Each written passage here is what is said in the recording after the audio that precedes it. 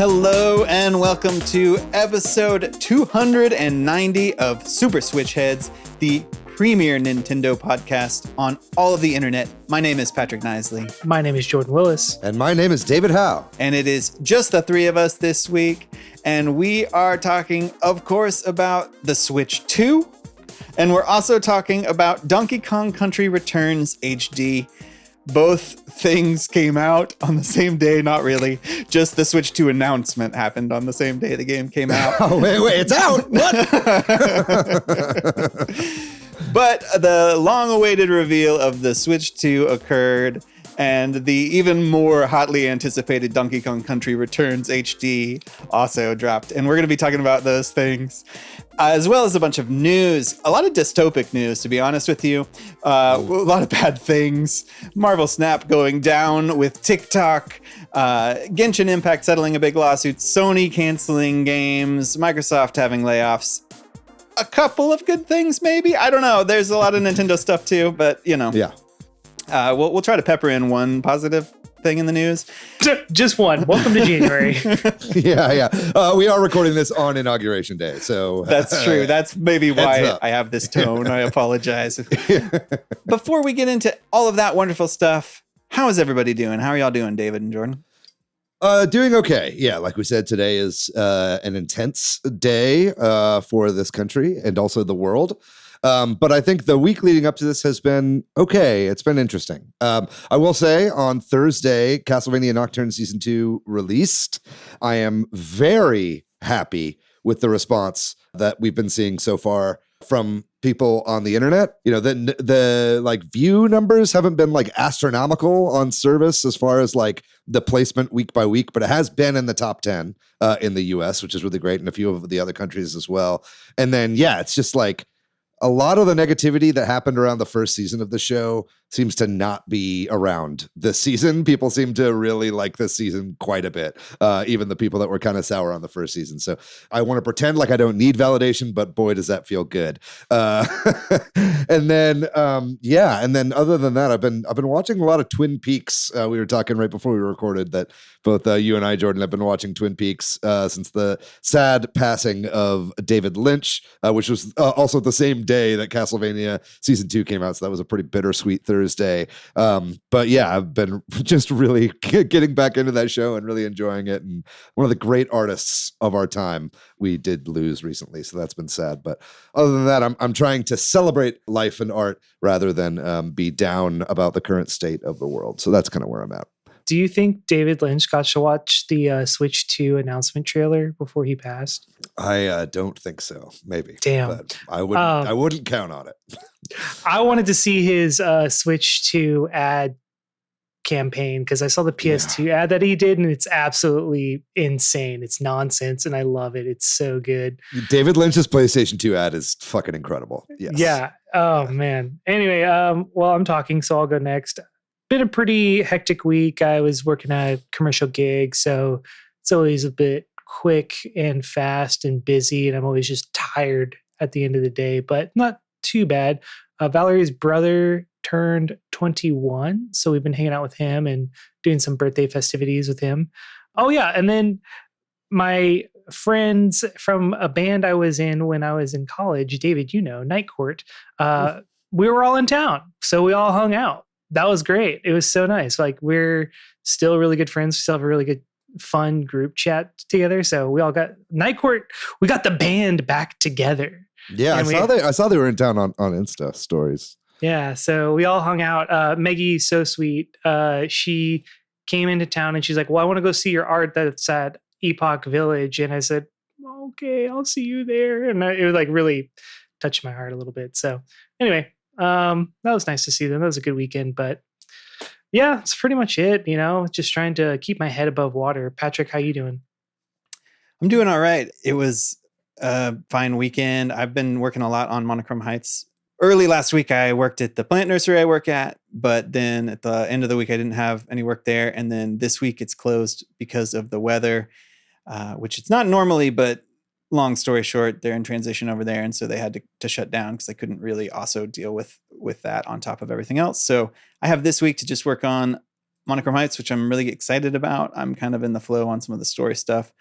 Though, of course, today is a holiday, so my son was home today. He had a friend over for a lot of the day, which kept him busy, though I had to go beat them in Smash every once in a while. And then tomorrow they have canceled school. So I'm hoping I will still get lots of time in. I think I will. But so that's what's going on with me. Just send your child out into the snow and be like, have fun out there. Yeah. I gotta work. Lock the door. Yeah, exactly. Nothing but a skivvies. See what happens. Well, we can move along to some shout outs. Last week, we did an episode on speedrunning and GDQ with Katie Shesko, and we got some nice comments. Steve Irwin said, love it. Katie's quite passionate about the topic. Great listen. Karuseta said, I loved hearing you talk about GDQ. GDQ is my Olympics, only it comes twice a year. And Karuseta also talked about setting up some randomizers for some Zelda games for himself and his son that they've been doing over there.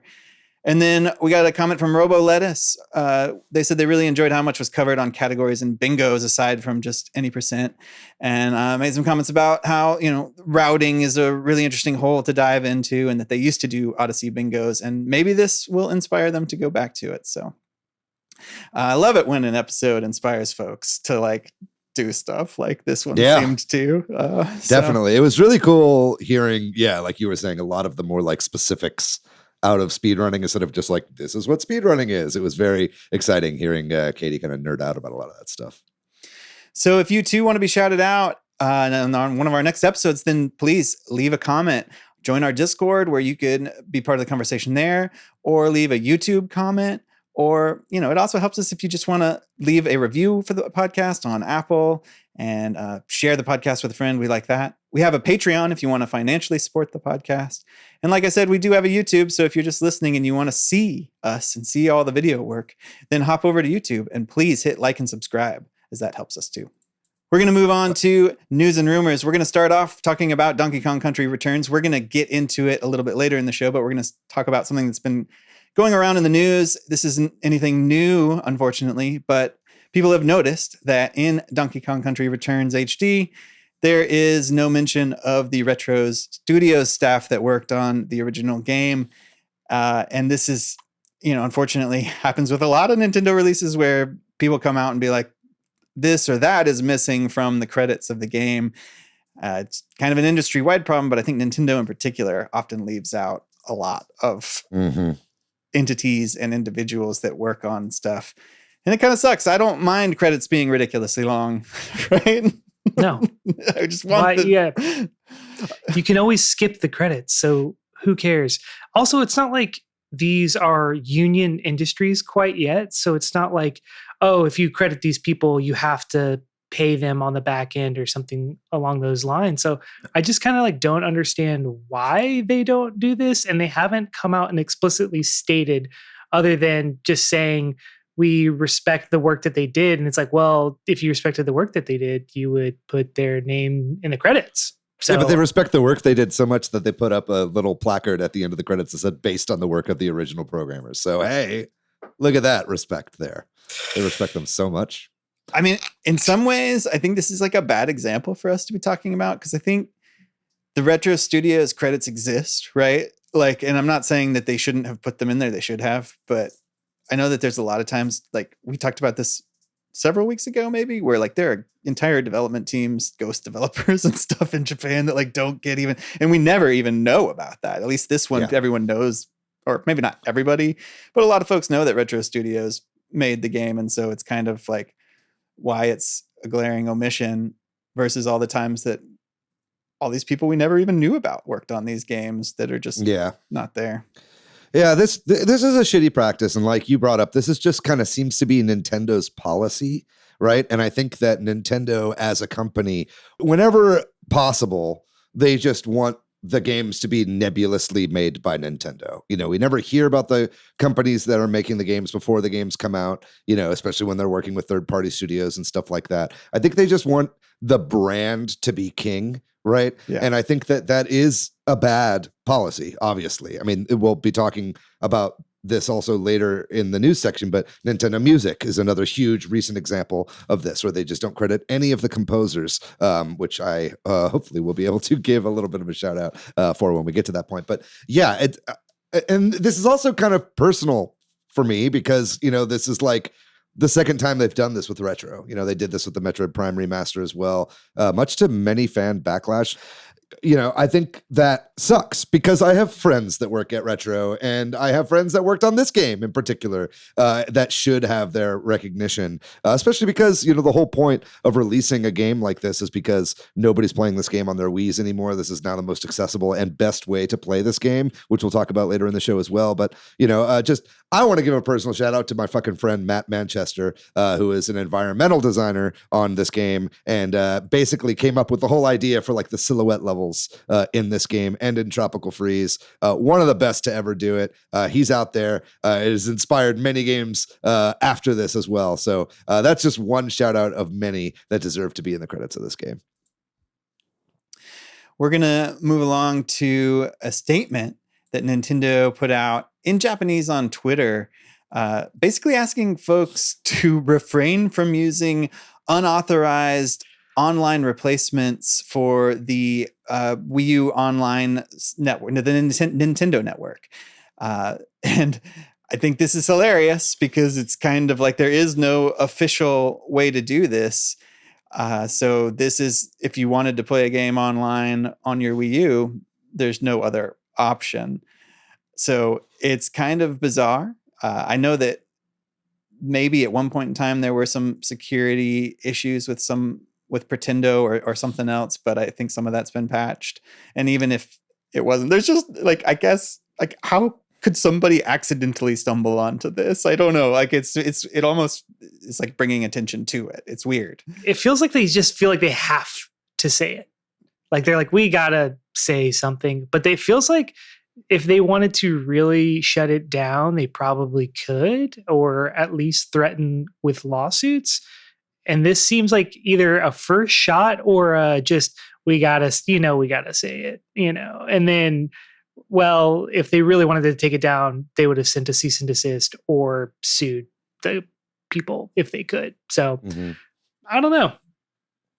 Yeah, I'm not sure exactly what the timing is for on this. It seems a little odd. Pretendo's been around for a while. And it's also kind of just like, my first thought whenever I read this, like, please don't use replacement online servers, was just, no. It's like, what the fuck are you going to do? You shut down everything on those systems. It is now my brick that I can do with whatever I want. You no longer swear any fealty to my machine, Nintendo. You have ceased your involvement with this piece of technology that I currently own. But the only thing that I can think of that they might be doing this for, because it wasn't necessarily, they didn't call out Pretendo specifically, and Pretendo is not the only replacement online system. There's also one for the original Wii. There's one that you can use with the DS and stuff like that to kind of replace the Nintendo Wi-Fi connection, which was its own backend apart from the Nintendo network.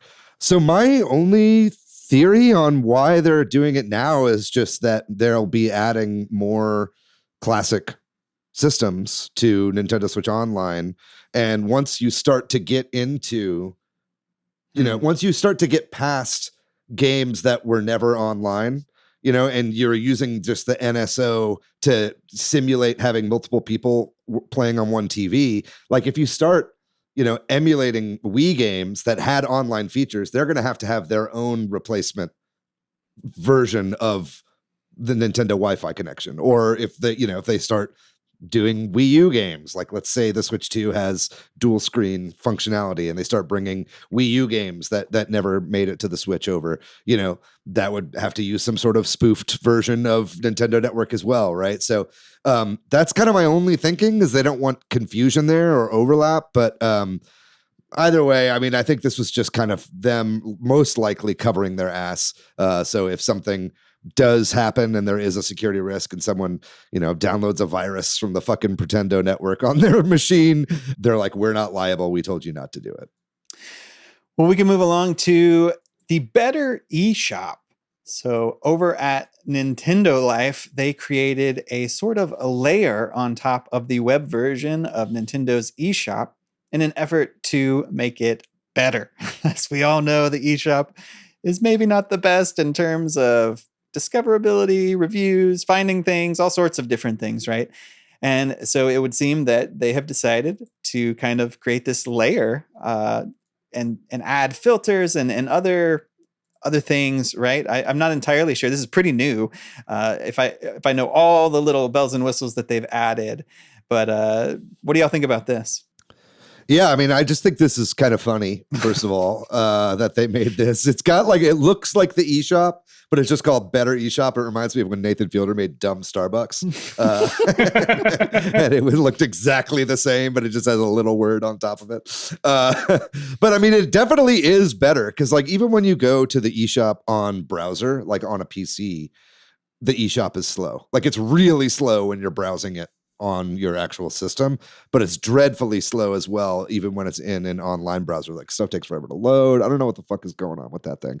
This is really snappy. It's fast. It's obviously sourcing from the same, materials that are coming from Nintendo's own servers. So it's just kind of showing that like if you do a good job with, you have a good webmaster and somebody who actually knows what they're doing, you can make something that performs a lot quicker. I think something that it also does is it just kind of like filters stuff a little bit better. So the whole point of it, I think mostly is to like put all the spam, hentai, trash, low effort, AAA clock bullshit that like plagues the eShop just out of sight and out of mind through these like kind of filters, right? Now where you run into problems here is like, who is God here? Who decides what is and isn't slop, right? So I think that a lot of people were like, hey, this is a great idea. And then they go and check and their favorite games are not included in the eShop because, the visual novels that they love or whatever have been kind of classified as trash or slop by whoever's running this thing. So it kind of goes to show that there's no real like good solution for everything. And that really,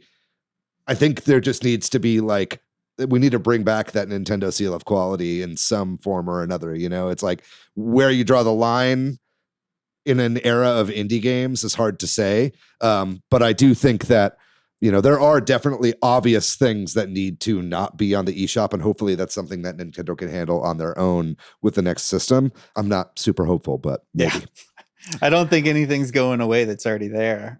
Probably, but unless, it violates some new rule or something. But yeah. Yeah. Filters would be nice though. Yes. Yeah.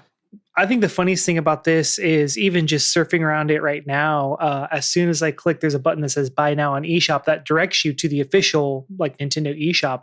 As soon as you click that, there's a immediate slowdown of trying to load the next page, which is hilarious and showcases the point perfectly.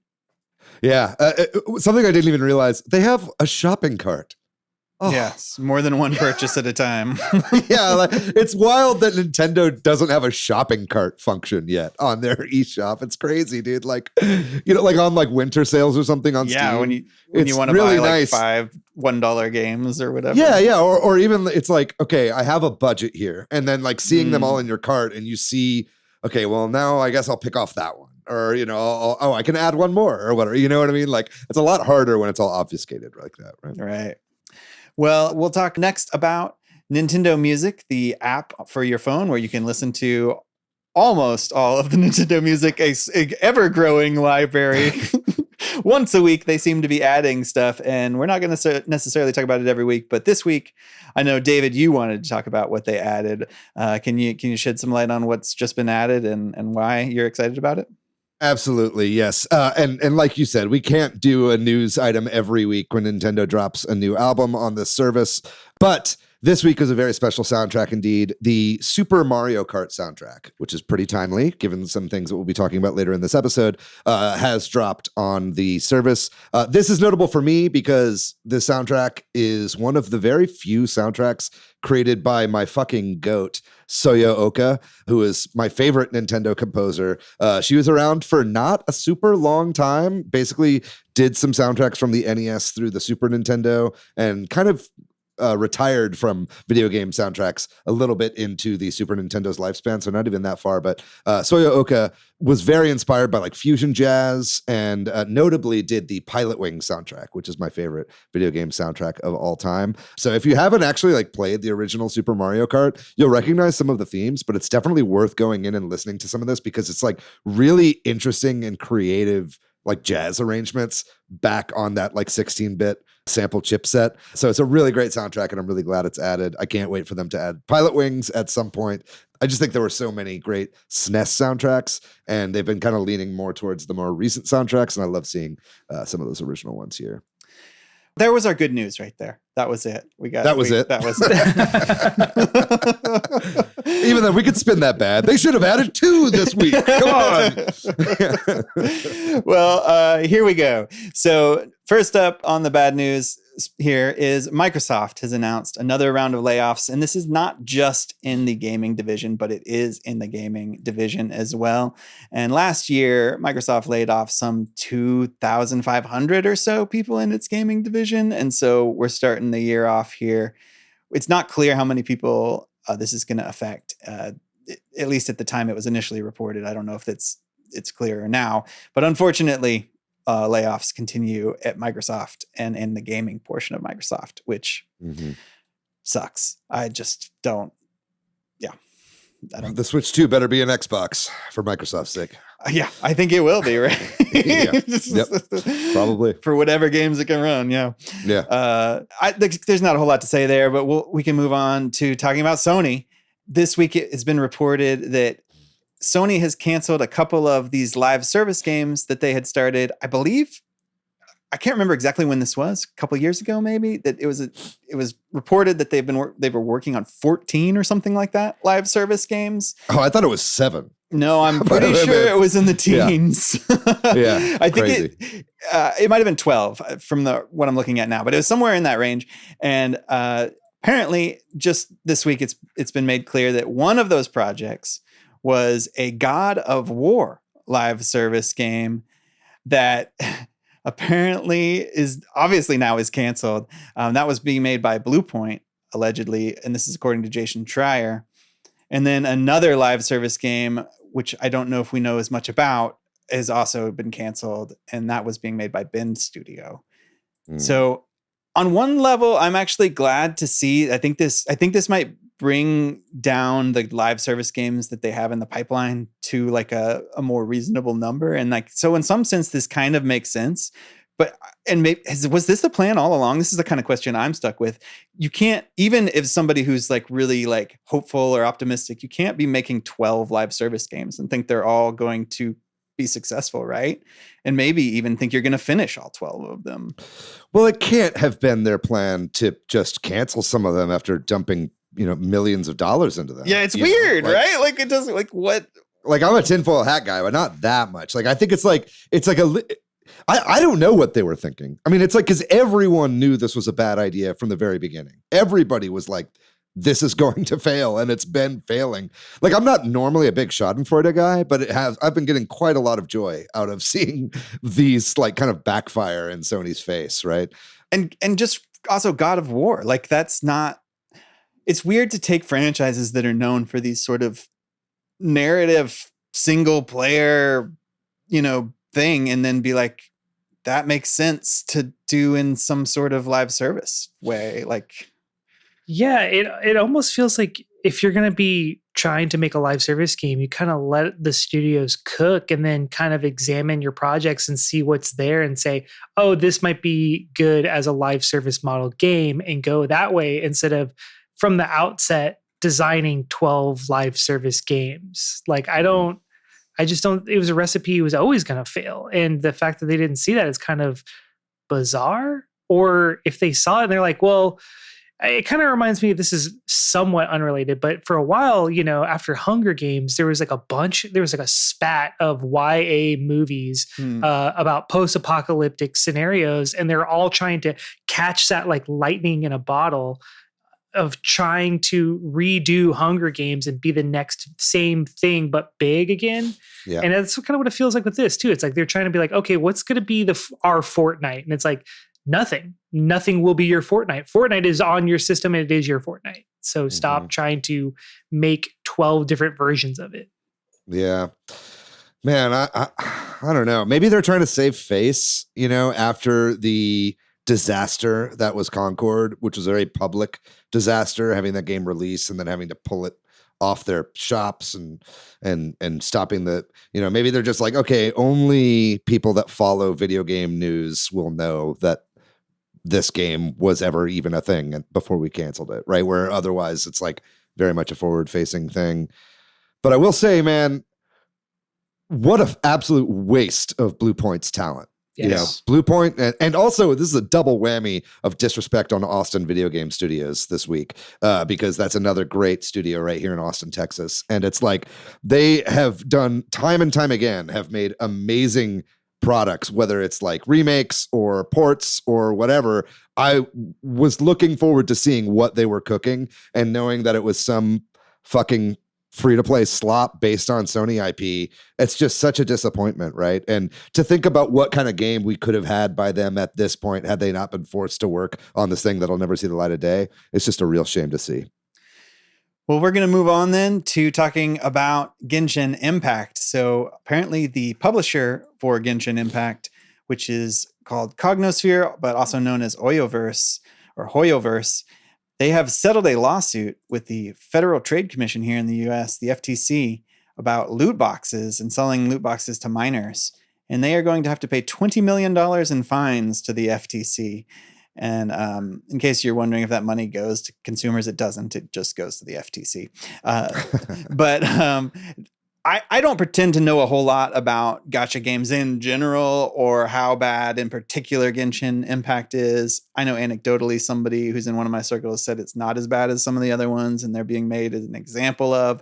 But one of the things that really jumped out at me, which is disturbing and to think about in our kind of current landscape, is that apparently in this lawsuit, the FTC cites that they paid they spent all this money promoting this gacha system, including paying like a streamer to open loot boxes that was fake. That according to the way the loot boxes work, it's impossible for them to have done and received like the thing they received in it. And I think that just gave me pause in this world where we're losing journalism in favor of, content creators and stuff like that, to be influencers and whatnot. Yeah, to be like, hey, let's all be a little more. I mean, that's just awful. Like, if I assume it's true based on this information, but that people are being deceived in that way also bothers me. Feels like fraud is the simple word for it. No, the FCC is interesting, man. Like, they kind of go after these hot topic issues that the laws necessarily haven't caught up to yet. And it's interesting to see who they go after. So, like, I kind of applaud that they're trying to go after these gacha systems before, lawmakers can actually examine this and go for it. But $20 million fine is like nothing to Genshin Impact. I just looked it up. In 2024, Genshin Impact alone made $710 million, which is actually the first year that it's made under $1 billion. Yeah. 2024. So, yeah, $20 million is nothing. That's why these companies settle instead of going to court, right? Yes. Well, if you know more about this, I would love to hear, like anybody's thoughts on this one in particular, if somebody out there is a big Genshin Impact player or follows it or what have you. But we'll move along to another game that we don't talk about a lot, and that is Marvel Snap. And if you're living here in the US, then you know that TikTok was banned, and along with that, Marvel Snap went down because of its link, I guess, to ByteDance. I don't know that anybody fully understood this before it happened. It sounded like the developers didn't. And I think it just went back up tonight while we're recording this. Apparently, we were just looking into it, and it sounds like it might now actually be back up. So maybe it was sort of a mistake. I don't think it was a mistake, because everything basically related to ByteDance was down, including TikTok, CapCut, all that kind of stuff, right? Yeah. So I guess that they are able to bring Marvel Snap back at least without fear of anything. But it just is another reason that we can't keep politics out of games, folks. Like, I don't know what else to say. Like, to me, this is like actions have consequences and that we can't foresee, or, and that sort of a thing. And I don't pretend to weigh in on all of the craziness that's happening with all of TikTok and the government. It's kind of scary stuff, but this was just a little bit of it. Yeah, certainly. I mean, I'm sure our listeners are aware of kind of some of the political machinations that have been happening with the TikTok ban, but essentially, this was something that was kind of posited by MAGA Republicans, and then now it's sort of like MAGA Republicans have been the saviors that brought back TikTok, maybe 9 hours after it was down. Pretty crazy. It's like if it were me, I probably would have let TikTok be down for like a week before showing my hand that I was bringing it back. It definitely all feels very calculated by the new Trump administration that's coming in right now to win over Gen Z. But yeah, it just kind of shows also that the Chinese own so much, and that if this is something that the Supreme Court and is a bipartisan push by U.S. lawmakers to ban Chinese apps due to data collection, then we got a way bigger problem on our hands if you start to look at everything that's owned by NetEase and Tencent and ByteDance. This is just a couple little apps here that went offline, but if they're really serious about this, then we'd lose Riot, we'd lose Epic and Fortnite. There's a lot that starts to go down if you start going after mega conglomerates that are partly owned by Chinese companies, right? So this is a slippery slope for people to start going down. I mean, I'm not all for like big giant mergers with foreign countries, but any deal that you do with a Chinese corporation is going to have ties to the Chinese Communist Party, right? That's just kind of how the economy works over there. So I don't know. Yeah, like you said, it's kind of a big rabbit hole to go down that maybe someday would be cool to get further into with somebody who knows probably more than we do on this topic, because I think it'd be a fascinating topic of discussion. But yeah, it's just wild to see. All right. Well, that ends the news segment. But we do have one huge part of news that happened this week that we are going to be talking about as part of our two-parter main topic segment this week. So we're going to be taking a short break, and when we come back, we're going to be talking about the Switch 2 and Donkey Kong Country Returns.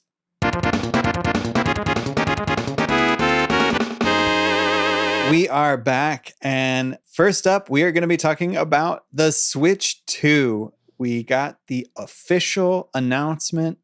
Nintendo put out a 2-minute and 22-second video that is not have any voiceover. It's just this sort of visual look with like a little bit of text and stuff about the Switch 2. Get ready, YouTube users, to watch that video on loop. Yeah, like 5 over times. And over and over again during this main topic. Yeah.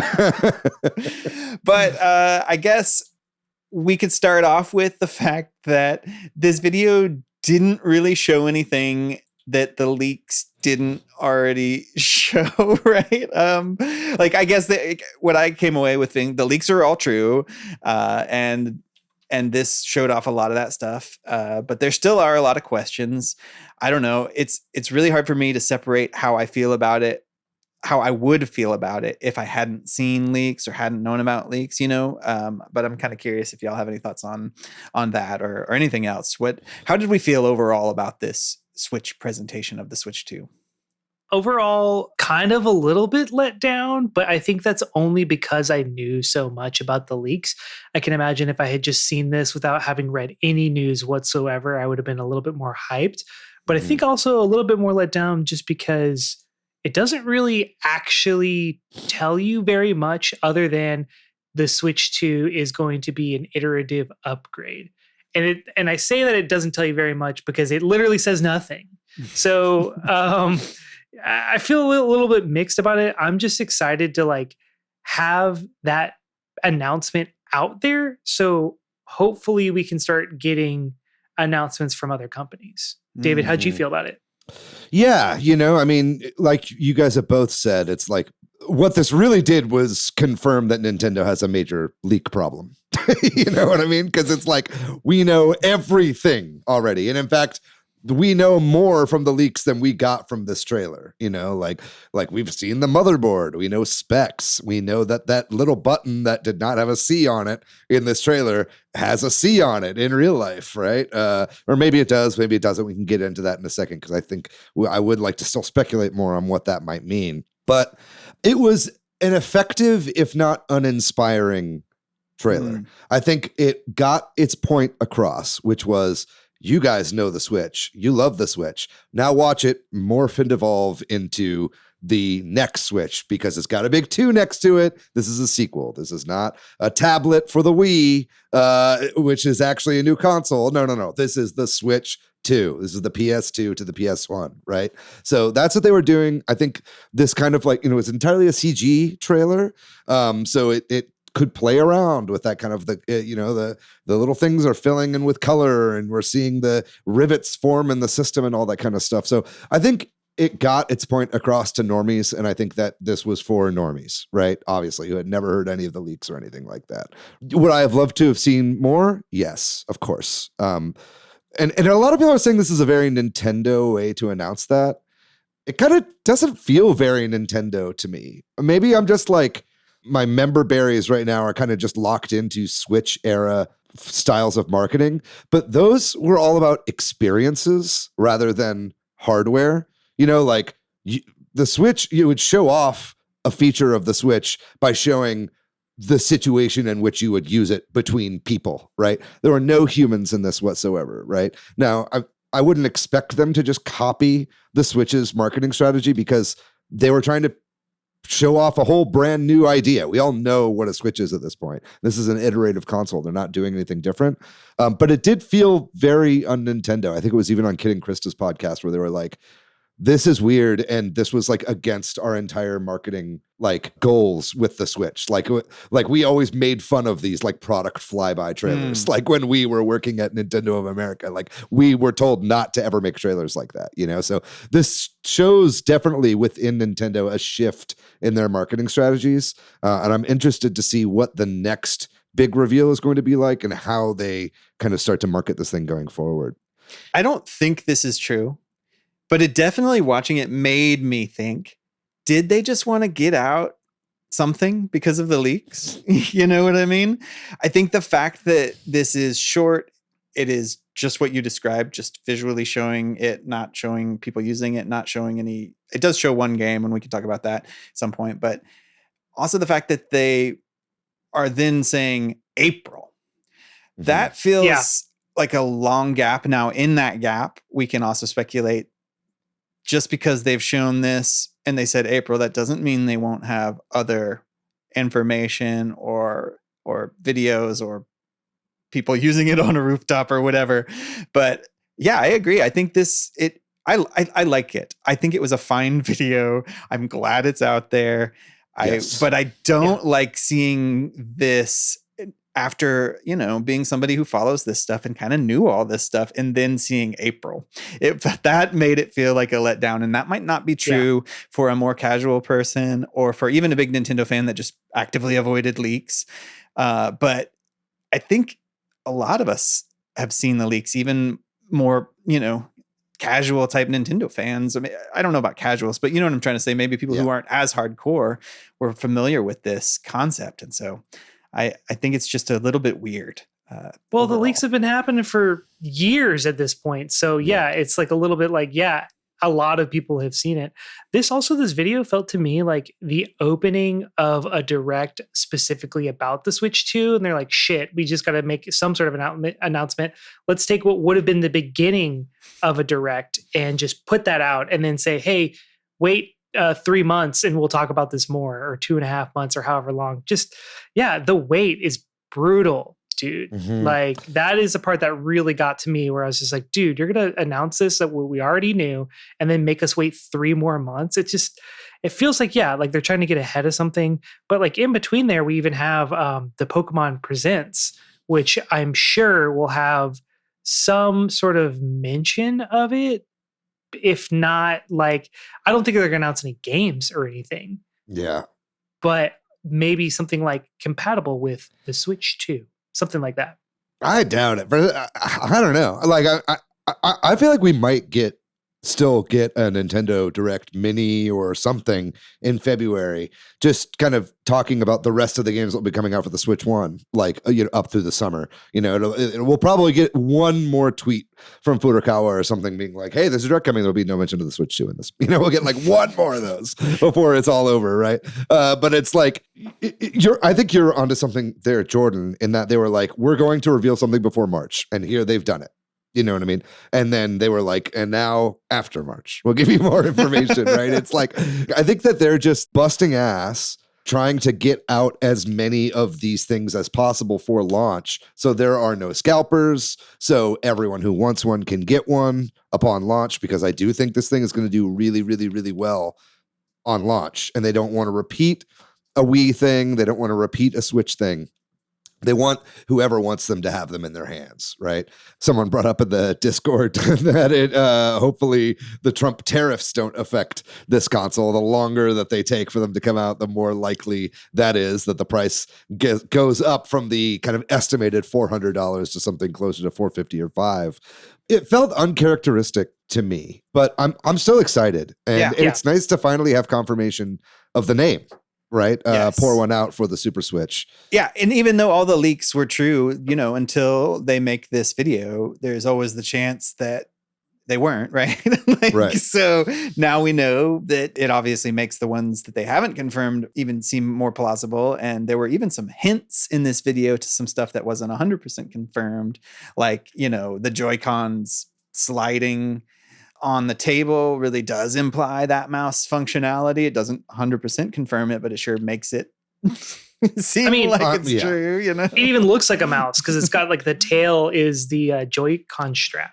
That's true. That's something we hadn't seen before, was the new redesigned Joy-Con strap, which seems to kind of, it's kind of mimicking the form of the actual new Joy-Cons, which we don't even know if that's what they're called. They could be MagCon, they could be anything. Also, the plural of Joy-Con is Joy-Con. I think we're all guilty of saying Joy-Cons from time to time.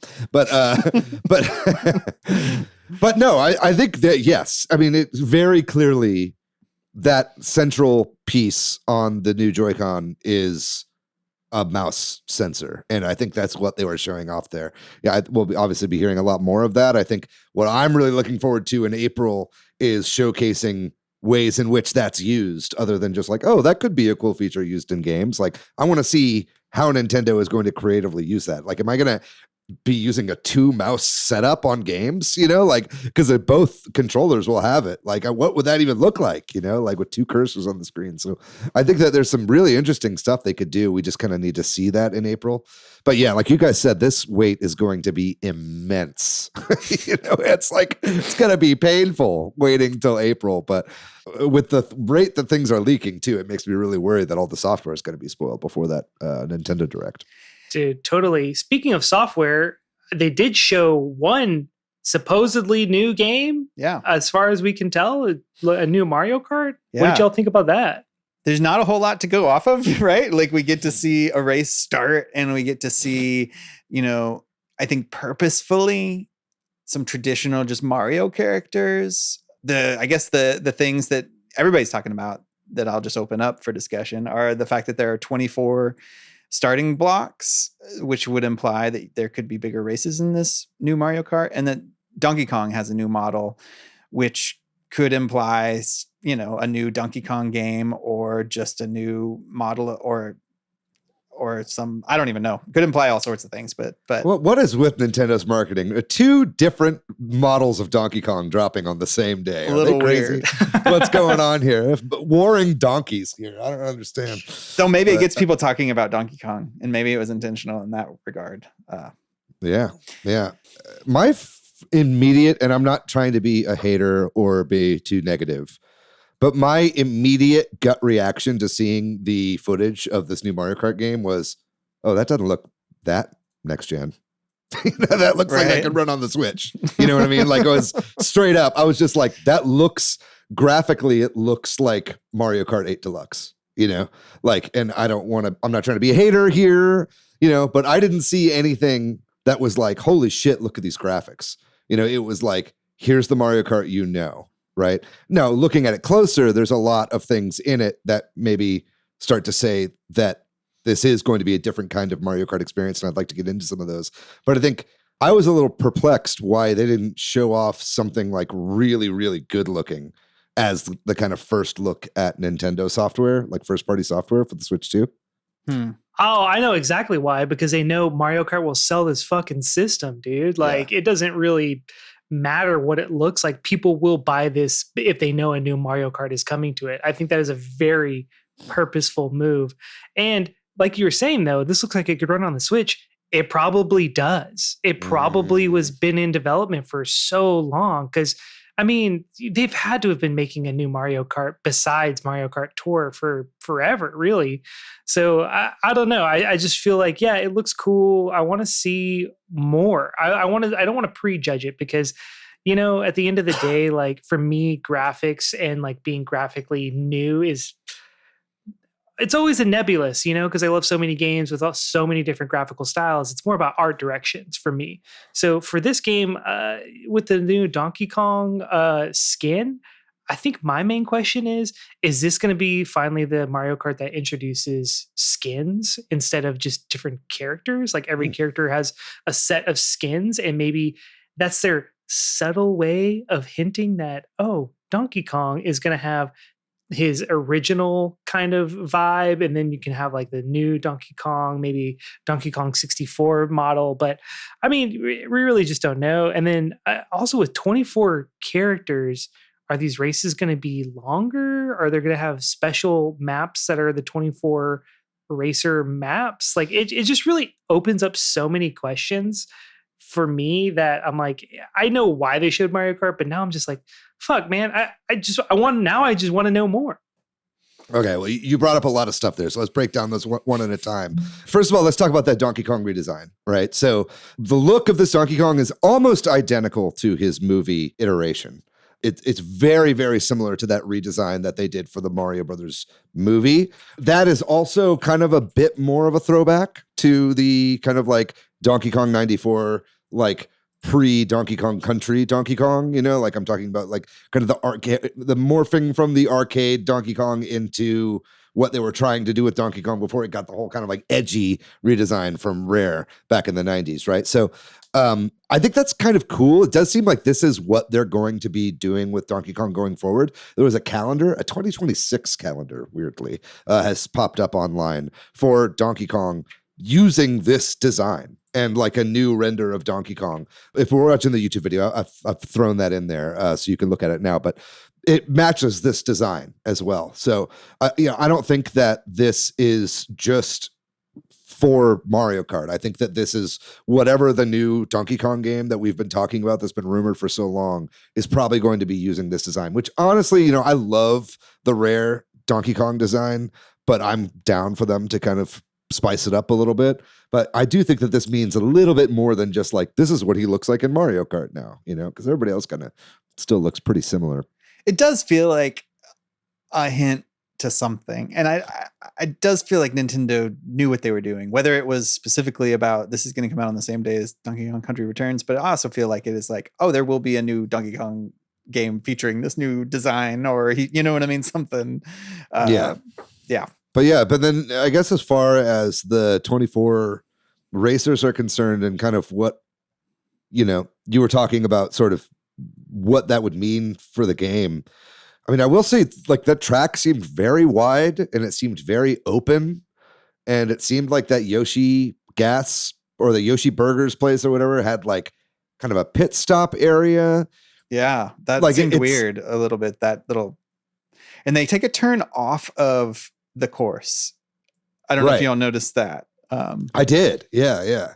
And it's in the footage. It kind of seemed, it almost makes it feel like it's a bit more of an open it does area. Like this is maybe like a Burnout Paradise style game, you know, like, and if they're not going to be doing the Mario Kart X thing that we talked about before, where it's mostly like the Super Smash Brothers of Mario Kart, where they're mashing up a lot of franchises, they'd have to shake up the concept in some way. You know, we just had like basically the Smash Ultimate of Mario Kart with like 96 fucking tracks. Like Mario Kart 8 is like the definitive Mario Kart game as far as I'm concerned on the Switch. So them doing something totally fresh with it, and especially when you've got better online infrastructure, You've got 24 people on the screen at once.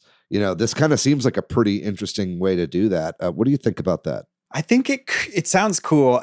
Again, I'm kind of like Jordan said, I'm not sure. Is this like the main feature, or is this just like there are some courses like this, or maybe online is like this, or something like that? It's just so hard to know. I'd be open to it, because if it is sort of like, I don't know what it would be. Like, why would you ever want to go out to the far reaches of some open race if it's a race? But but like I'm interested to see where it goes. And maybe we're over speculating now, but I don't want to get my hopes up on some weird. What are we gonna do? It's a 2-minute trailer. We gotta pull something out of this. Well, no, but you know what I mean. Like, I don't want to hype myself up for the idea that they've totally shaken up the formula, and there are these giant open courses where you have objectives instead of, you know what I mean? Like, which I could see based on kind of what we're talking about, but I don't know that there's enough for me to like 100% agree with that's going to happen or something, like. What do you think, Jordan? I just think they have to at this point. It's been over 10 years since Mario Kart 8 initially came out. Like, they really got to do something to really sell, this is the next Mario Kart, and Mario Kart's always been like that. They always kind of introduce little new things, and a lot of it's like iterative, like adding the addition of the gliders, or improving the drifting mechanics and stuff like that. But I mean, yeah, Mario Kart 8 is the definitive and best Mario Kart, possibly the best racing game ever made, ? It's in the top 3 for me personally. So I just like, what are they going to do? And the best thing to do, and it's like, David, like you were saying, I hate to just say open world blank. And it's like, but it's like, I don't want an open world Mario Kart, but I would love if they made a more intricate, thought out, larger Mario Kart experience. I think that'd be very interesting. Yeah, it's a great way to keep Monolith Soft employed, as they're building out a giant connected world that all these courses exist within. Maybe it's something like that, like kind of the Mario Odyssey of Mario Kart, something kind of, where it's a more coherent, connected world that all of these courses exist within. I think that would be pretty cool. Yeah, I think it's definitely time to shake up the formula in some way or another. And like you're saying, like that would be really cool too, mostly because the single player Mario Kart experience has been the same since the Super Nintendo pretty much. Mm-hmm. So if we can find some way to shake that up a little bit, the multiplayer is always going to be the multiplayer, going to be the star of the show. But if we could shake up the single player experience too, I'd be very excited to see what that would look like. Well, maybe one last thing on Mario Kart before we move back to the hardware, because I think there's a lot more we need to talk about there. But we thinking this is, we'd had debate on whether this was launched or not. But now that this is the game that we've seen, we think in launch. I know, like you brought up, maybe straddling the generations, kind of like a Twilight Princess. You think that's what this is, Jordan? I hate to admit, I do think this is a launch title. I'm like so remiss to say that, because I was pretty confident that, no Mario Kart has ever been a launch title. So the fact that this could be the first Mario Kart launch title seems unlikely, but being the first game that they show, and also being that it's been 10 years since Mario Kart 8, over 10 years since Mario Kart 8 came out. Yeah, I feel like it's a day one. I agree. I think Mario Kart 8 Deluxe being the top selling Switch 1 game, continuing to sell well, them showing it in this presentation. That alone makes me think basically that this is the game that will come out day one. If there's not more than one first party Nintendo game, it's going to be this one, I think there'll be a couple, but yeah, that's interesting. I kind of think so too. My only counterpoint to that would be that they showed off in the Karen on the Rooftop trailer for the Switch.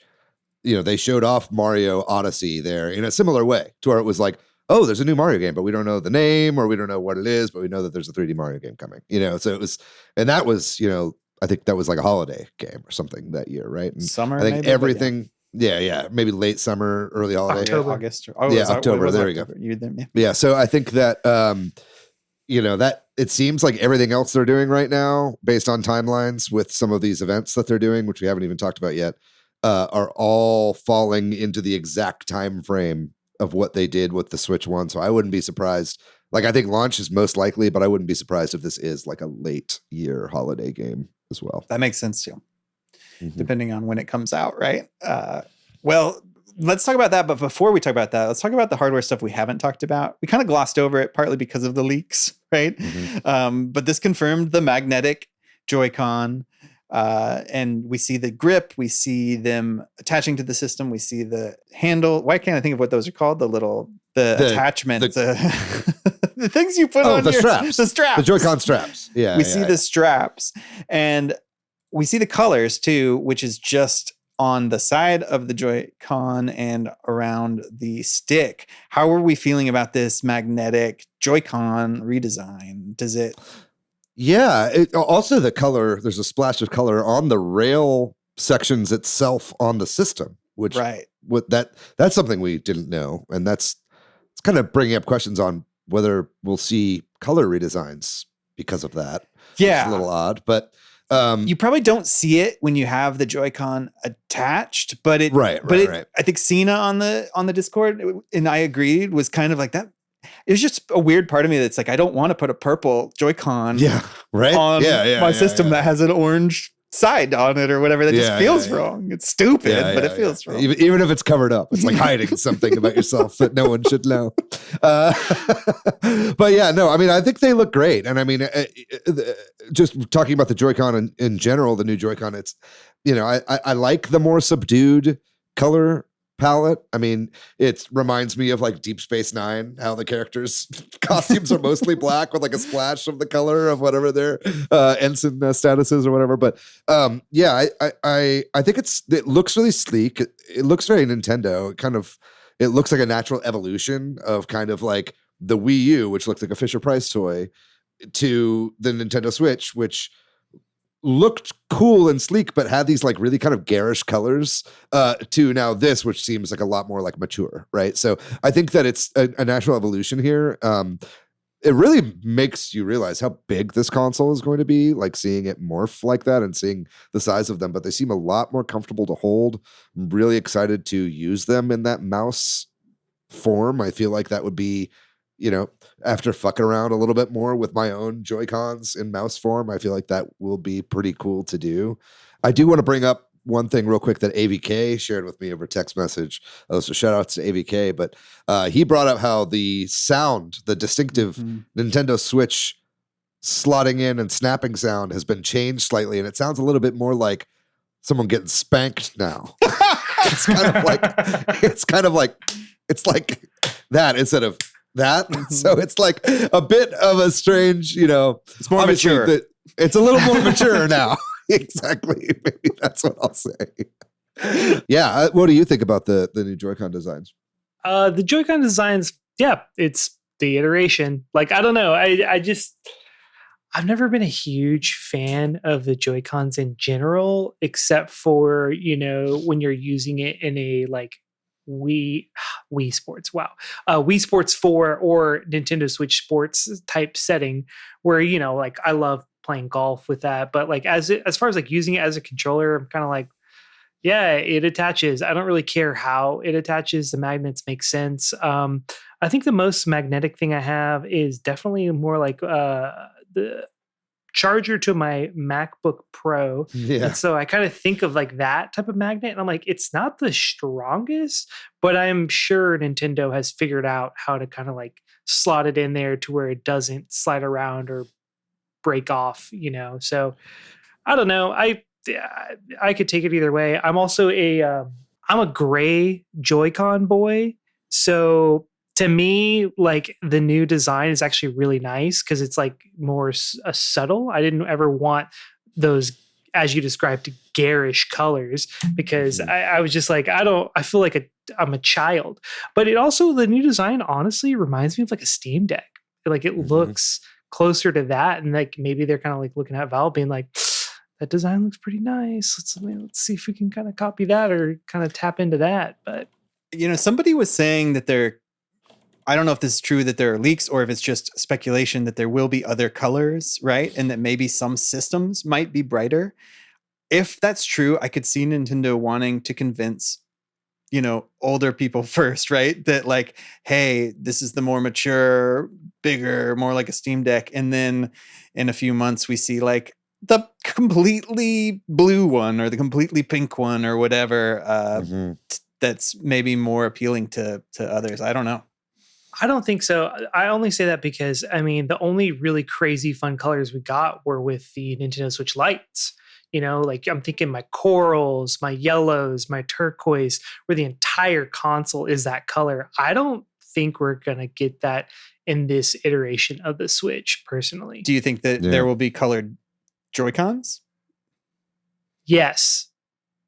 And I have the same problem that you do, where the inside of the console is not going to match the color of the Joy-Cons, and it is going to drive me absolutely insane. The thing the insides, the bit that sticks out will always be that orange and blue, and then it'll have colors, like the black part will be colored. You know what I mean? So it's like, so you have to always make colors now that go with those orange and blue colors on the color wheel. It's going to be a total shit show. It's a design nightmare that Nintendo have now backed themselves into this corner.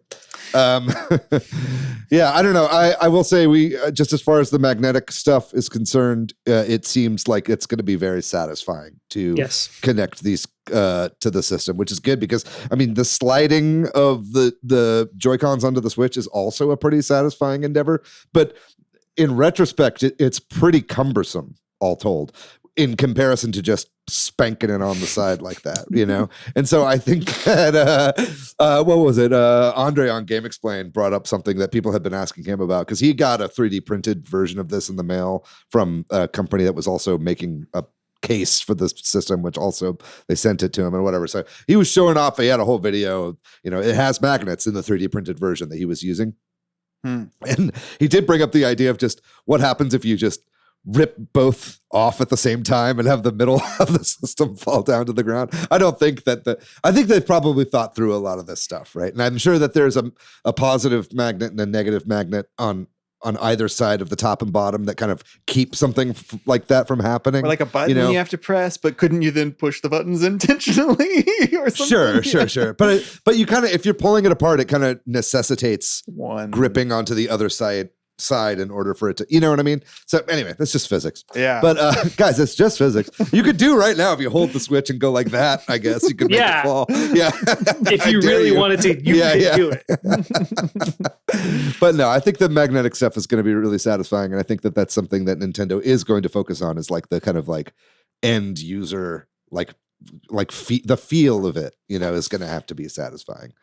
Well, before we close out this section, I want to make sure we talk about all the other technical stuff. So let's take our time here. But basically, I just want to make sure we can talk about the dock redesign. Not that we know anything about the specs of it. The C button, not that it's called a C button for sure now with the blanked out part, and those are maybe a little more speculative because this didn't really show a lot about it. But the dock being more curved turns out to be true, but it doesn't seem like there's a reason for that we know of yet, other than maybe just kind of having it mix up. I know there was some speculation about maybe some stuff appearing on the top of the Switch when it's docked, but I don't know if I don't think the video showed that. Yeah, it didn't. So I don't know. Do y'all have any thoughts on either dock or technical specs or that C button? The rumor, what have the rumors on that been recently?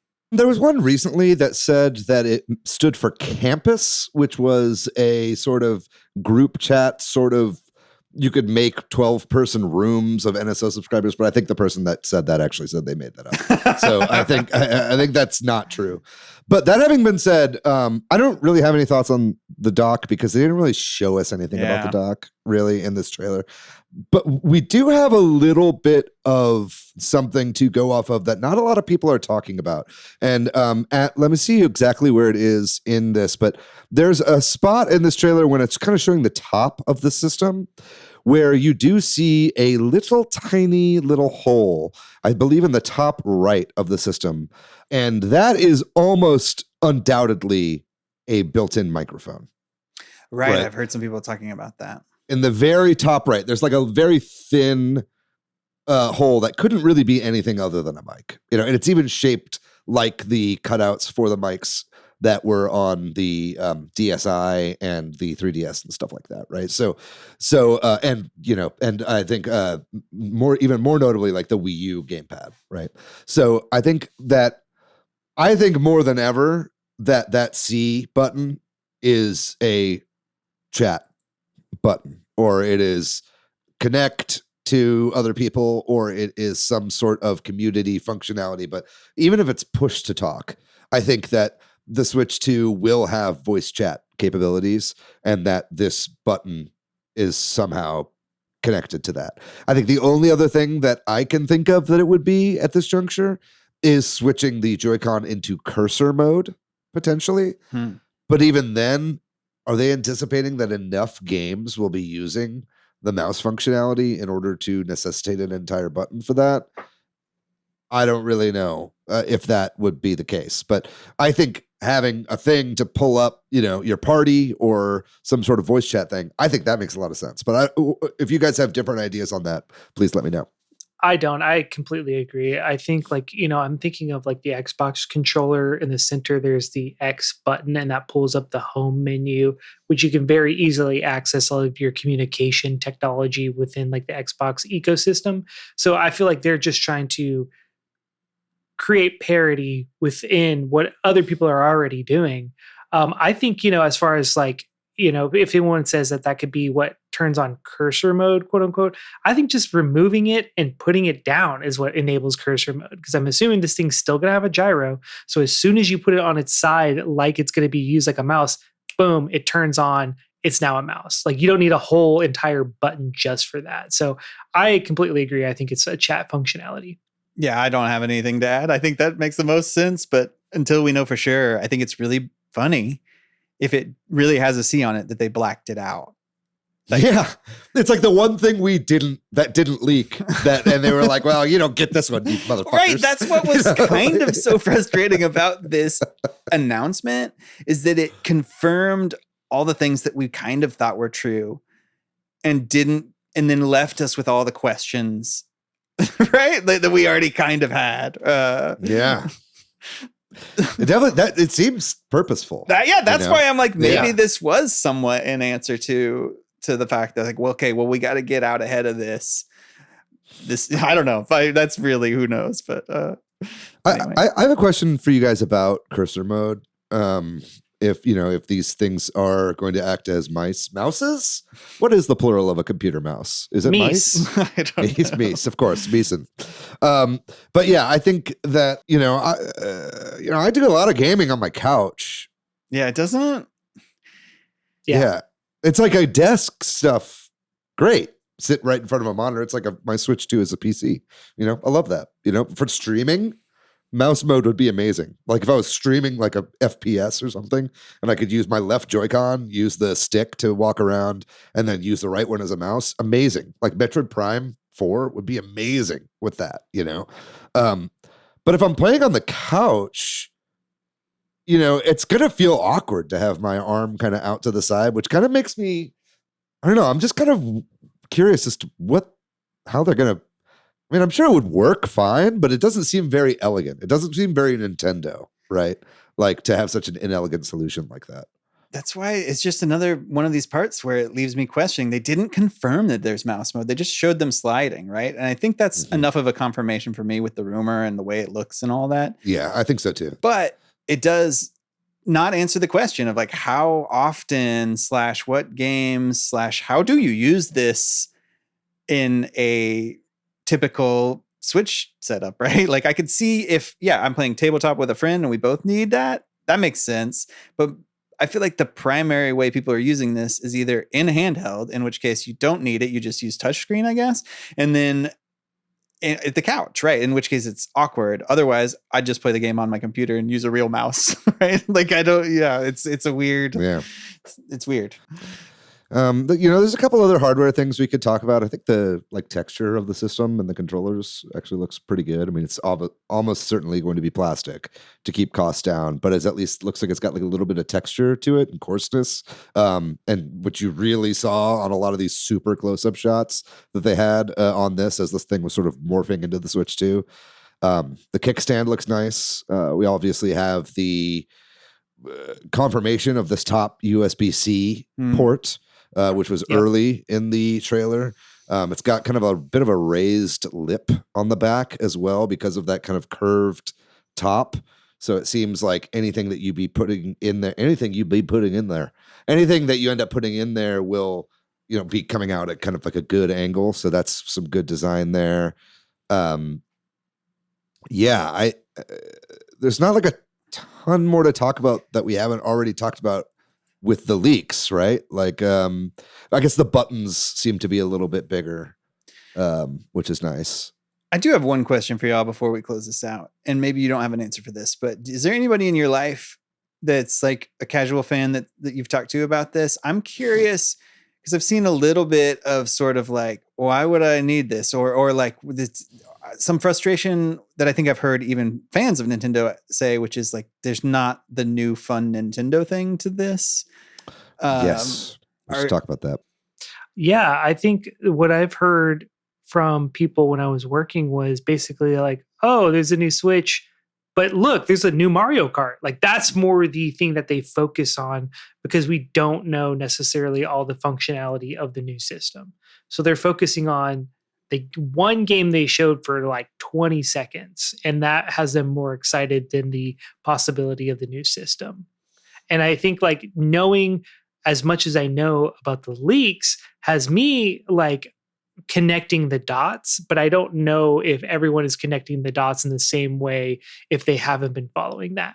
Yeah, it is an interesting question. And I have been seeing a lot of discourse about this online, that people are just kind of disappointed that this is just the Nintendo magic is gone, right? Like Nintendo has succumbed to this boring flyover reveal of the hardware, and that it is just iterative and there's nothing kind of new to really sink your teeth into.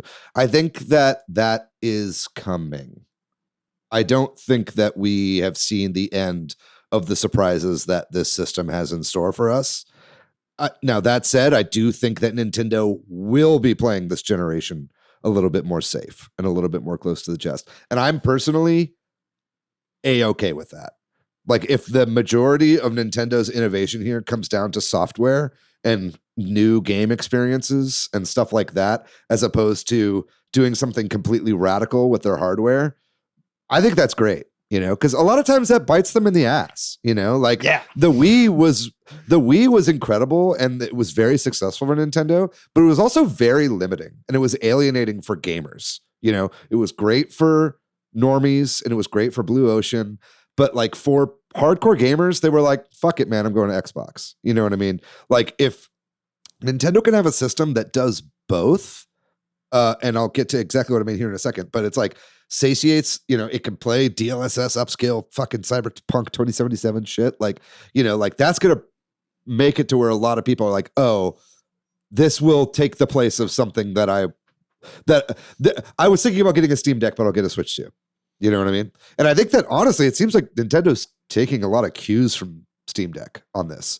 I think the mouse is very reminiscent of like touchpads on the Steam Deck, or the Lenovo Legion Go has a mouse mode in that as well. The bigger screen, the form factor, all feels very Steam Deck or these handheld PCs that they themselves influenced, right? I was frustrated hearing that because I feel like your point, a lot of times that innovation sucks, or it doesn't. It limits the games. And what I think is potentially cool about this is having a port on the top and the bottom. And we don't know if they've made capabilities for other things, but in theory could allow for attachments for weird things if they want to on one or the other end, right? Like, and then having even things that grip onto the side. I don't know.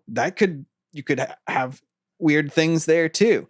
I'm not saying they will, or I expect that, because I do think a lot of, and also when you look at the history of Nintendo, like the NES, the Super NES, the GameCube, what was weird about those? Like the N64, the controllers a little bit, but I think those were just experimentations and evolutions more in some ways. Really, it's motion controls and stuff. And I feel like the Switch has all of these things kind of, built in. Yeah. Yeah.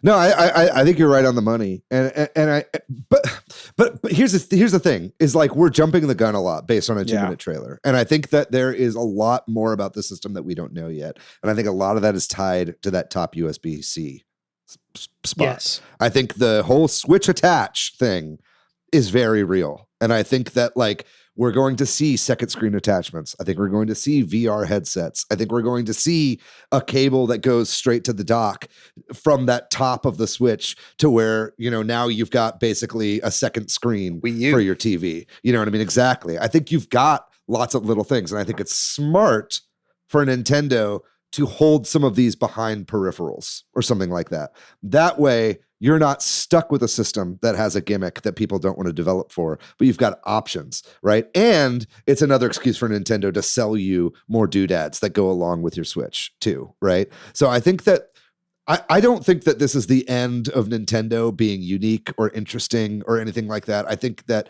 they're just kind of making, here's the core system, and then you can build onto it and make it a little bit more modular in the ways that you see fit. Jordan's kind of shaking his head here, but I really truly think that this is the case. And if that means that like the main system is a little bit more boring, or maybe they're finally being inspired a little bit more by some of the competition that has popped up around here, I personally think that's a good thing. And I think it shows that Nintendo themselves as a company is maturing with new leadership rather than just kind of trudging the same old familiar ground. And I'm excited to see what that means, even if it means them kind of backpedaling a little bit. I think the only reason I'm shaking my head is like, one, yes, I am excited to see what that means for the attachments. However, I'm just wary because you look at something like PSVR 2, which kind of crashed and burned. And it's like, how many people are really going to buy these attachments? And how are developers going to get excited to develop games for these attachments that are going to sell if these attachments aren't selling at all? That's and fair. it makes me really wary to just kind of put all the eggs in that basket. But it also makes me excited to see like, well, that means Nintendo's going to have to put their foot forward first and show us what's capable with these attachments by making their own games and make us buy these. And then maybe developers will follow suit. But I just like, I don't buy that these attachments will be the sellers that are needed to facilitate the games to come for it. Mm-hmm. I think we definitely need to move on, but there's a couple last little things we need to talk about here. One was the kind of fine text legalese that was in the middle of this trailer. There was a lot of fine text in this trailer at that one bit where it's talking about backwards compatibility. Mm-hmm. And it was that we got the confirmation that the system is backwards compatible, not only with digital purchases, but also with cartridges, which is great. So this system will be using cartridges in some format. It did say that some games will have limited functionality or not be functional with the Switch. I've seen a lot of discourse about this online. I think that this basically just means Labo. I can't think of anything else. It's like even Ring Fit.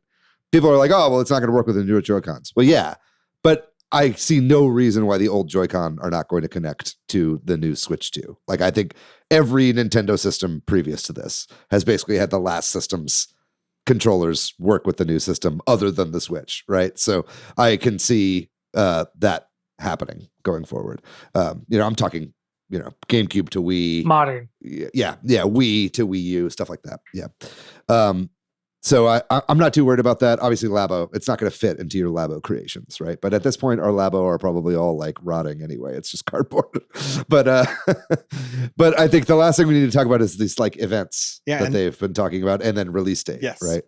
Well, yeah, I think in the trailer, they announced that there are going to be some in-person events. And if you go to the web page, there are cities throughout the world that are going to be having these hands-on events with the Switch 2. Of note for us here in Texas is Dallas is getting one on, I think it was like April 26th or something like that. The 25th. The 25th to the 27th, yeah. So I signed up for it with my family. I don't know. We'll see if we get the tickets or not. But they happen throughout the world going into June, if I'm not mistaken, right? June 1st is the final one, and that's in Seoul, South Korea. And there's no reason that Nintendo couldn't release the console while these events are still happening. There's no reason that it couldn't come out in April, but I think these events do kind of suggest that the release is probably after. It feels that way. I don't know, unless y'all disagree. No, I mean, with the Switch, they kind of had a days of play sort of thing when that was first coming out, and that kind of went a little bit after the Switch had originally launched. But again, they were trying to sell a new idea here. I think that if anything, this is a preview event. I would think that clocking the release date as happening no earlier than June 1, I think is a safe bet. You know, I could see it dropping in June. I don't think they would want to go too far into the summer. If it were me personally, I would definitely, you know, I'd be eyeing a Thursday soon after. I think June 12th maybe was one of those. But yeah, I'm curious. When you signed up, Patrick, did you just sign up for one time slot on one day? I believe so, yes. Can you sign up for multiple? I didn't try. Interesting. Because I kind of want to sign up for every time slot in every city. Because I'll take an excuse to do that. Also, wait, since I've entered the drawing, I guess. Oh, wait, never mind. I guess I accidentally did enter one right now because I'm on the website. It says you entered the ticket drawing for Saturday session e-ticket. I don't remember doing this, by the way. I'm a little concerned that somebody's hacked into my. I actually. That might have been me. We're on the same family plan. And when you're signing up for it, you can select anyone from your family plan. So I selected you and some of the other members of the family plan. But then it says you have to accept that invite. So that might have been me. If it's Saturday at 4 p.m. It does. It says pending terms consent right now as I'm going on the thing. So it looks like you can only sign up for one slot. I wonder if I could do it for other cities, though. You're limited to your family. I think this is a weird thing that happened, which it worked really well for me because my family is in it, and so I was able to do it. But this might bite some family people in the butt a little bit. It looks like in different cities you can do a different one. I can still sign up. So I think I'm still going to sign up in LA and New York because it's like I have friends and family in both of those cities. So it's like it's a good excuse to go visit and kind of do this during that time. And it's far enough away. I feel like I can ask off work or whatever for this. But yeah, that's interesting. And also, I'm glad we're talking about it now, Jordan, because I would have never looked at that and accepted it. We should definitely hit up the other people on a family plan. Yeah. So, and real briefly, everybody has a chance to do this. I think it's the 26th of this month that registration for this ends. So just a couple more days after this podcast comes out. Right. And it is a drawing. It's not a first come, first serve thing. So you have until then, and it doesn't increase your likelihood of getting in if you sign up earlier. Is there anything else you want to talk about on the Switch 2 before we move along? I'm excited. It's like the end of an era of not seeing this thing. Yeah. I feel like we covered a good amount of it. I think there's more to talk about if we wanted to get really nitty gritty. But I'm hoping that we see something from them before this direct in April, whether or not that's just third parties being like, hey, our game is coming to Switch 2. It's confirmed, it's going to be such a long, arduous wait for fucking April 2nd, right? So I really hope we see something in the meantime, and I hope that it doesn't leak too much because the little stuff that we didn't know about beforehand was really exciting to see in this trailer. Well, we're going to move along then to talking a little bit about Donkey Kong Country Returns HD. Obviously, this will be short because we spent a long time talking about the Switch 2 and because it's a remaster and all of that. So maybe we can just kind of each give our thoughts and kind of where we are and kind of quickly go through anything else on the game we want to make sure and hit. But I will start, I guess. So I've been playing Donkey Kong Returns HD exclusively with my son in multiplayer. I have played a little bit of this game on 3DS, but hardly any. And and I've been meaning to play it on emulation on my Steam Deck, but I just never got around to it. And so I'm really enjoying it. It's good. It's kind of funny because it's I think Tropical Freeze is the better game, and I think it's better in lots of little ways. But I think I, like the two of you, really love Donkey Kong Country, and more Donkey Kong Country is great. And this being one that I haven't played much of and getting to play through it with my son is great. And I have more thoughts on the multiplayer that I definitely want to share, but I will save that and would love to hear what y'all think generally about this playthrough of it. Yeah, Jordan, what about you? Yeah, man. So having played Tropical Freeze for the first time last year, dude, that game is just absolutely incredible and improves upon this game in every way you could imagine, you know. But coming back to this game, man, and knowing kind of the context of when it came out, this is still a really impressive game. Like, this is a lot of fun. It kind of shows that the Donkey Kong Country formula still works. And I still think it's better than Donkey Kong Country 3. I am like gonna die on this hill, dude. Like, most people do. Yeah, people were roasting me on Blue Sky for these takes as well. It's I get it, but it's just like, you know, it just speaks to how Retro was able to take the original formula and kind of bring it into the modern era in such a beautiful way that, like, yeah, it's just, this game is still good. Do I think it's worth $60? Personally, no, but that's a whole nother discussion. I think it's kind of insane that they're asking a full price for this game. But bro, it was insane that they asked $60 for Tropical Freeze, because that game is $50 on the Wii U. You know, come on. This doesn't even add funky mode. Where's funky? It has modern mode, which is fine. You know what I mean? It's just more hearts, it's just right? it's more hearts, and you can carry more items. And I think it's just helpful for kids and for newer players and people who aren't maybe as good at platformers. But it doesn't. That's a good point. Funky Kong. Yeah. But that's a good point, because this game is hard. Yeah. You know, I think that Tropical Freeze is harder than this game. I think it increased the difficulty even more than this one was.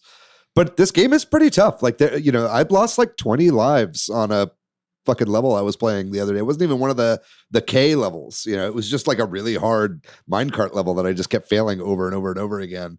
But, you know, it has stuff in it, like the kind of Super Kong or whatever you can get whenever you fail a bunch of times. If you want to, it had that Wii era, let me play the game for you so you don't get frustrated mechanic that so many games of that era had. But no, this game is fabulous. And I have emulated this on my Steam Deck, and I'm already almost done with World 5 on this. Nice. You know, it's like, this is a game that it's so easy for me to pick up and just play through obsessively because I just really, really love Donkey Kong Country, like we've all said. And this, you know, I think that it was stupid for them to release this game now. Yeah. I don't think the problem is re-releasing this game. I don't think the problem is the job that Forever Entertainment did, shoddy or not, on the port. There's a lot of people that have been complaining about stuff with this port. I think most of that's overblown. I think this port is actually pretty great, Yes. all things considered. I think it looks great, especially on the OLED screen. It's a really, really beautiful game to look at.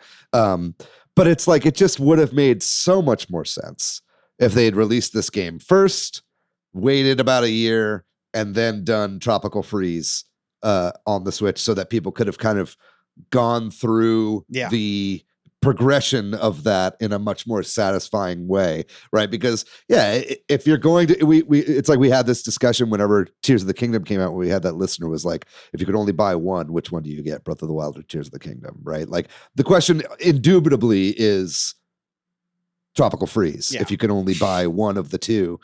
But at the same time, I think everybody should play both, you know, because they are both so good, you know, and it's like, so it's just, you know, I think Nintendo was just so like hard on the idea of like re-releasing all the Wii U games right away back when they were in that craze of getting Tropical Freeze on the system. But yeah, it's an incredible game, and the level design is top notch. And again, it's one of those things where it's like, I think personally, this is my least favorite out of all the Donkey Kong Country games, but that only speaks to the quality of the other games, that this game is so good and is at the bottom of my personal list. You know, I really love this game very, very much. I'll talk about the multiplayer real quick then, if y'all don't mind. Sure. I think it's been a while since I've played through Tropical Freeze in multiplayer, but just kind of like in some other ways, this is kind of a step down from Tropical Freeze. The multiplayer is a little bit of a step down. I have some complaints about the multiplayer in general in a lot of these games, which is the lives system. You know, I hate the lives system. It's kind of broken. And when you're playing in 2-player, there, especially on levels like minecart levels or rocket barrel levels, you just lose 2 lives every time you die. And so like it's really frustrating because like if you have 10 lives and you die 5 times on a minecart, you're done, you know what I mean? And then you lose all your progress on the level. And it's like, man, I understand why it's not fair maybe to give us just 1 life lost when we're both in the minecart, but it's a little annoying. And then the respawn in this game, when you're playing multiplayer, you respawn as a balloon that kind of floats, and it kind of aggressively floats in weird places. And so you really have to have good communication, be like, don't spawn in right now. I'm jumping on this precarious platform, because you lose that life. If it doesn't, if you don't pop that bubble, you lose that life. And it can float down pretty quickly. Now that I took us a while to learn this, but if you press Y, it'll actually kind of float towards the person, which is very helpful and would be nice to know, because after like being like, this respawn system sucks, it's a little bit better than I initially thought.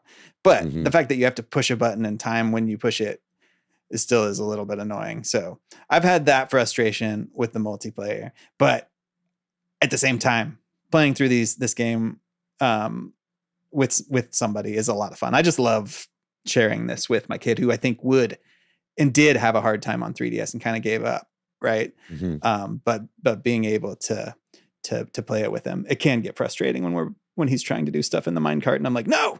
But yeah, one person should just put the fucking controller down. That's kind of I think what we've come to the agreement on a little bit, but it's kind of hard to always, because really it should be me if we want to like, get through the level, and that's kind of not as much fun. So try to be like, once we get to a point of frustration, be like, why don't I just play this for a little bit, like on the minecart or whatever.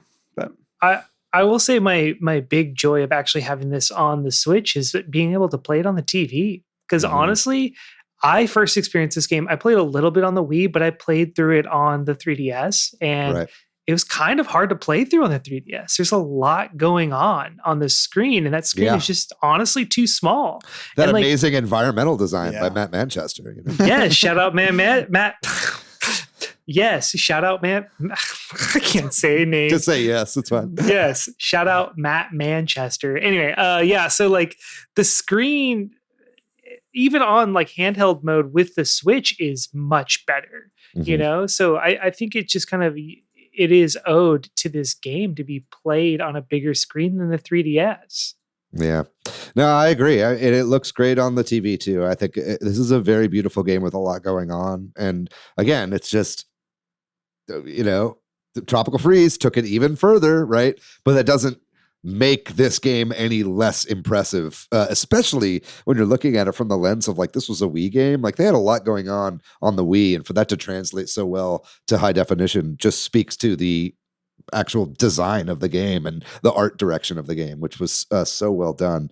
But yeah, no, I love this game immensely. I think it's a great, challenging platformer.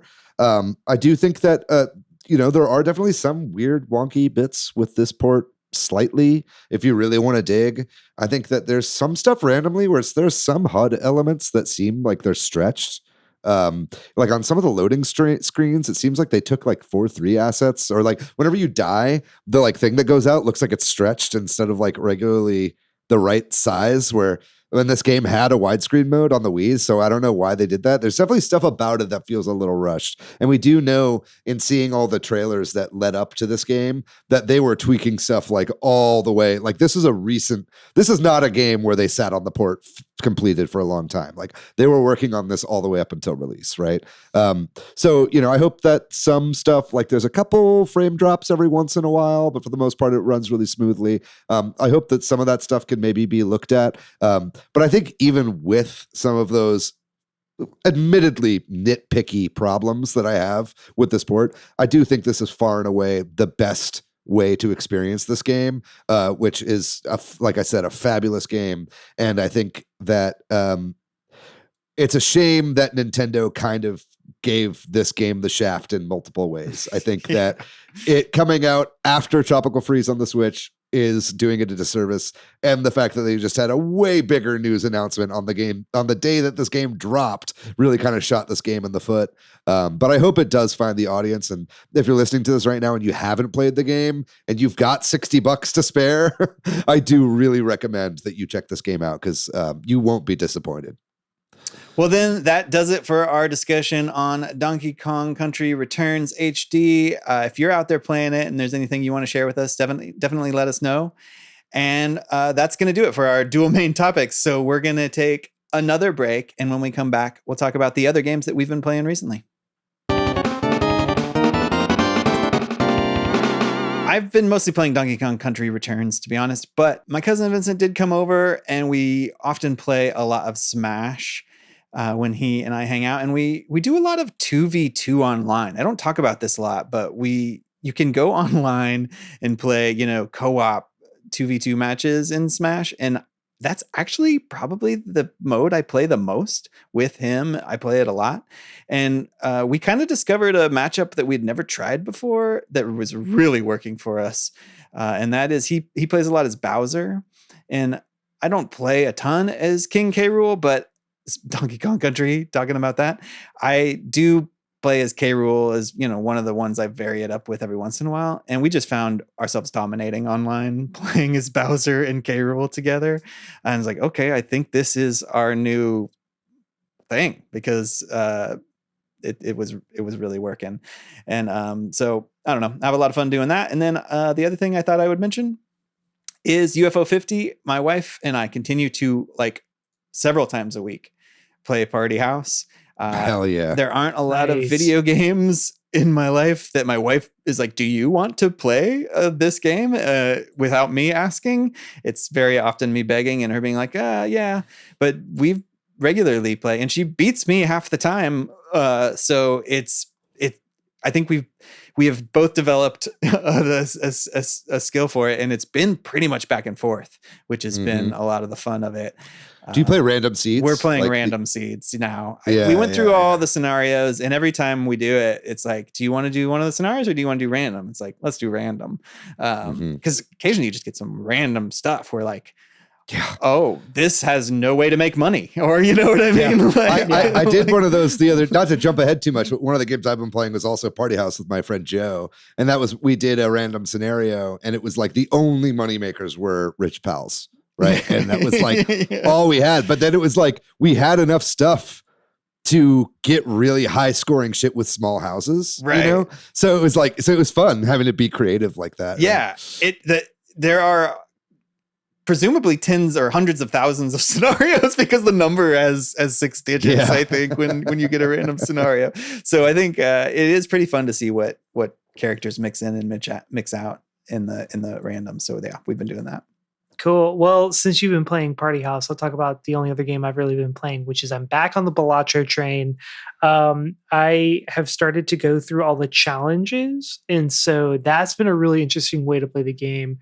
Speaking of mixing it up, because all the challenges kind of give you specific rules or only specific jokers or things that you start with or things that will not appear in your run. So kind of just like reorienting like how I view the game, because even then you can take those principles and apply them to the regular base game of Balatro. But I've actually been stuck on, I think, challenge number 9. It's called non-perishable.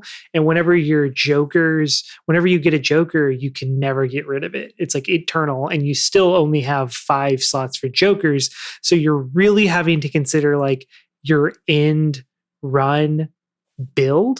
And so that's just been like a way for me to wrap my head around like and actually learn Balatro math mechanics, because I'm having to think of like, okay, I can beat all of this now with these jokers, but when I get 4 or 5 antes in, I'm screwed. This does not make me enough big points to actually like keep going. But anyway, I'm fully back, dude. I'm like, do I buy Balatro on my phone and then just have no other game that I play for a little while?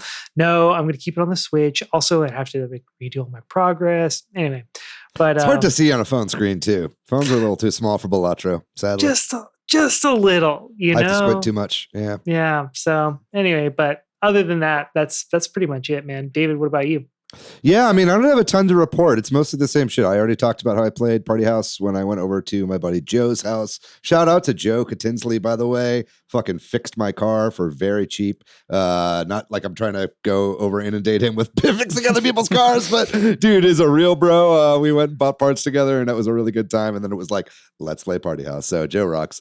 I've also been playing. I've played a little bit more of Super Monkey Ball Banana Rumble online, also with friends. That was with Weast. So shout out to Weast. That was a ton of fun to play online with. That's a really fun game to play. Also, Weast is getting very close to finally catching up on all the episodes, so maybe at one point you'll hear these shout outs. And then lastly, I wanted to say that I've been continuing my Outer Wilds playthrough, which has been kind of my current Twitch game that I'm playing. So I've been playing it kind of over a long period of time here with a lot of breaks in between, which is not really probably the best way to play that game. But it is keeping me on it, and I will be continuing to play that. I've been doing 2 streams a week and been really enjoying that. Outer Wilds is just an incredible fucking experience, man. I'm not sure still what the objective of this game is, if I'm honest, or if I'm playing it correctly, or where to go next. But I am discovering little pieces of the puzzle that are starting to build up and accrue,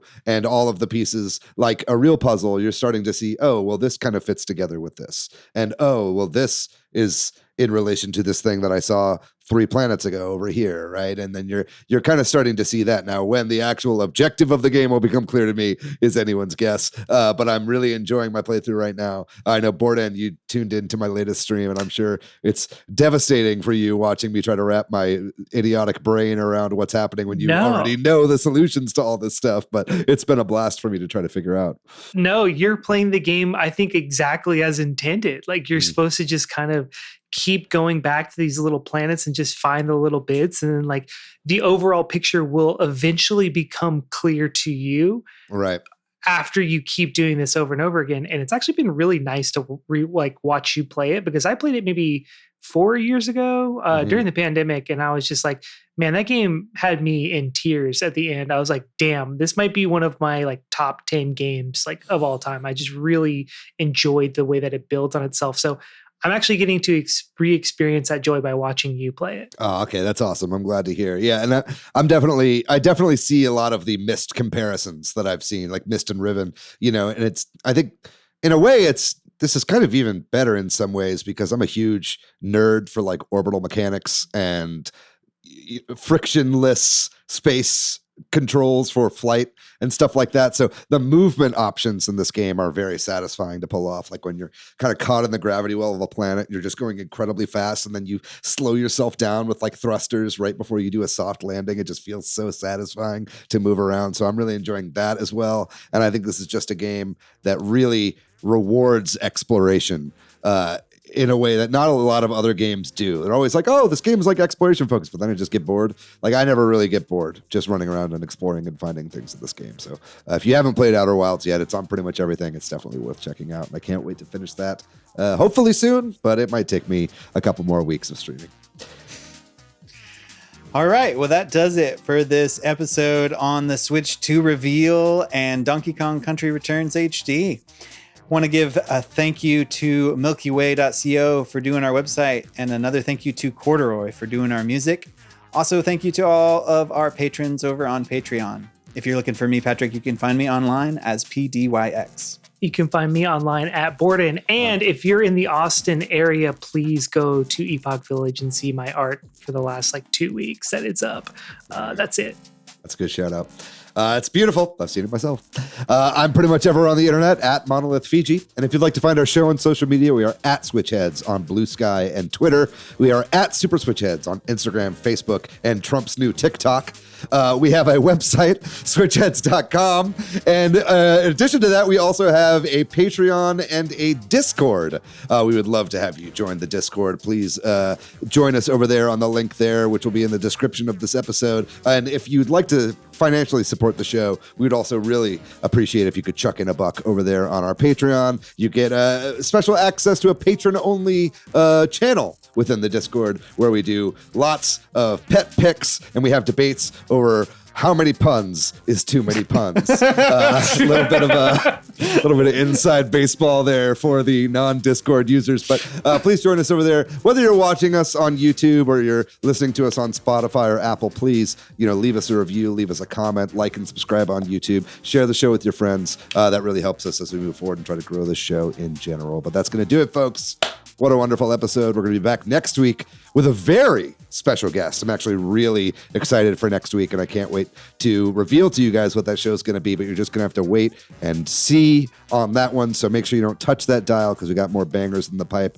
But in the meantime, gang, you guys know the drill. Stay safe out there. Be kind to yourself. Be kind to one another. Protect trans people. All your fucking trans homies are going to need our help in the coming 4 years, man. If anything that I saw today was anything to go by, let's all try to protect our friends as much as we can. And if anybody out there needs a helping hand, we're all here. We're open ears. We'd love to do anything we can for you. We love you guys very much. We'll see you next week. Bye-bye.